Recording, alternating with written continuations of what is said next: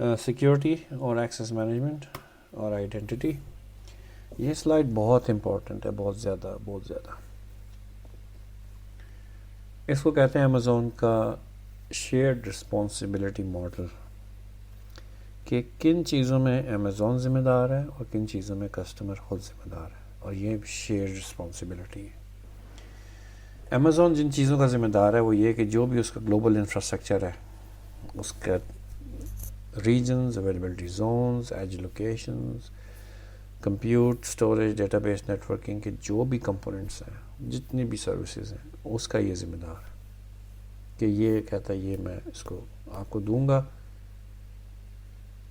اور اس کو سیکیور بھی میں رکھوں گا. جو اس کا اپنا ذاتی انفراسٹرکچر ہے وہ اس کو سیکیور رکھتا ہے، کسی کو اس تک ایکسیس نہیں ہے. آپ اپنی وی ایم، اپنی EC2 انسٹنس تک تو پہنچ سکتے ہیں SSH سے، لیکن وہ انسٹنس کہاں چل رہی ہے، کس فزیکل ہوسٹ پہ چل رہی ہے، nobody knows except of course AWS کے ایڈمنسٹریٹرس کو. تو اور وہ ظاہر ہے کہ ٹرسٹڈ ٹیم ہے. کسٹمر کے ذمہ کیا کام ہے کہ کسٹمر نے جو بھی اپلیکیشنز سیٹ اپ کرنی ہے، جو یوزر بنانے ہیں، جو ان کے پاسورڈ رکھنے ہیں، جو کیز کریٹ کرنی ہے، جو فائر وال کے رول سیٹ کرنے ہیں، جو آپریٹنگ سسٹم چوز کرنا ہے، جس طرح کی نیٹورکنگ سیٹ اپ کرنی ہے، سب نیٹس بنانے ہیں، جو انکرپشن کرنی ہے، وہ ہر کام وہ کسٹمر کی ذمہ داری ہے، کیونکہ وہ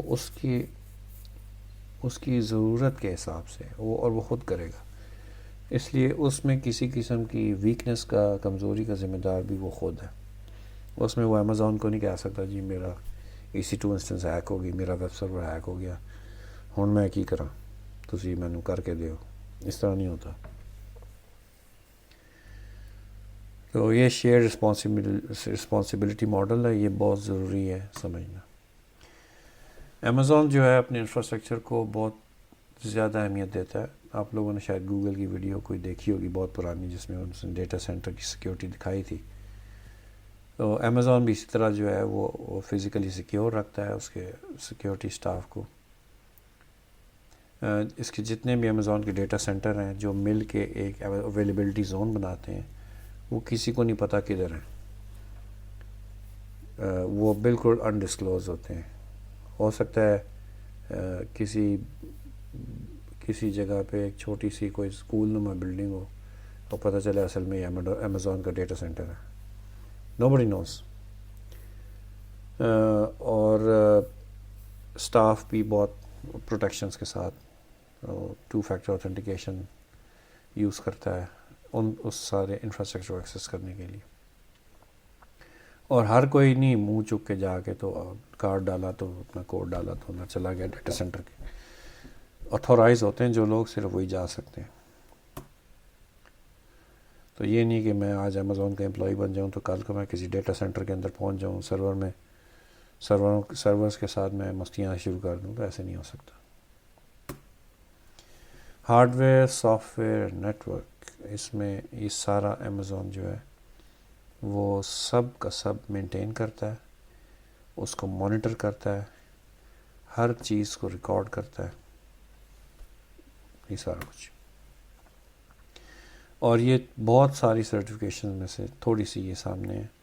PCI کمپلائنٹ ہے، FIPS کمپلائنٹ ہے، HIPAA جو کہ میڈیکل کی اس سے کنیکٹڈ ہے، اس سے کمپلائنٹ ہے، ڈپارٹمنٹ آف ڈیفنس کی کنڈیشنز پوری کرتا ہے، and so on and so forth.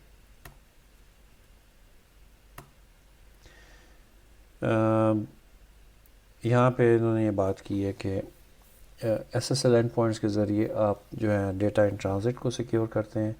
Security groups جو ہیں ایز اے فائر وال ایکٹ کرتی ہیں، اور VPC کے اندر جو نیٹورک کنٹرول ہے، ایکسیس کنٹرول ہے، VPNs وغیرہ، اس کے ذریعے آپ باقی کی ٹریفک کو سیکیور کرتے ہیں. ملٹی ٹیئر سیکیورٹی گروپ، یہ بات پہلے بھی ایک ڈائیگرام میں مختلف طریقے سے ہو چکی ہے کہ آپ کے پاس ایک ویب اپلیکیشن سٹیک ہے، اس کا کون سا ایکسیس کس کو کون سا ایکسیس ہوگا، اور آپ وہ تینوں چیزیں کارپوریٹ اون کرتی ہے. ٹھیک ہے، ڈیٹا بیس بھی اسی کارپوریٹ کی ہے، اپلیکیشن سرورز بھی اس کے ہیں، ویب سرورز بھی اس کے ہیں. تو یہ کام کیسے ہوگا؟ اس ڈائیگرام میں دکھایا کہ 3 اویلیبلٹی زون ہے، اور سب سے فرنٹ پہ جو لیفٹ پہ ہے یہ ویب سرور کا سب نیٹ ہے، اور جو انٹرنیٹ سے ٹریفک آ رہی ہے HTTP/HTTPS وہ اس ویب سرورز کے پاس آ رہی ہے، اور اپلیکیشن سرورز جو ہیں وہ پرائیویٹ زون میں ہیں، پرائیویٹ سب نیٹ میں سوری، اور ویب سرورز جو ہیں اس کو ایکسیس کرتے ہیں۔ اسی طرح جو ڈیٹا بیس سرورز ہیں وہ بھی پرائیویٹ سب نیٹ میں ہیں، اور اپلیکیشن سرور ان کو ایکسیس کرتے ہیں پرائیویٹلی۔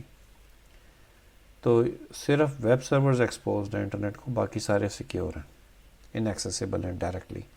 لیکن چونکہ ان کی مینٹیننس ریکوائرڈ ہے تو کارپوریٹ کے نیٹ ورک سے SSH یا RDP یا جو بھی میکانزم ہے، اگر یہ لینکس ہے تو SSH، اگر ونڈوز ہے تو ریموٹ ڈیسک ٹاپ کے تھرو یہ انسٹنسز ایکسیسیبل ہیں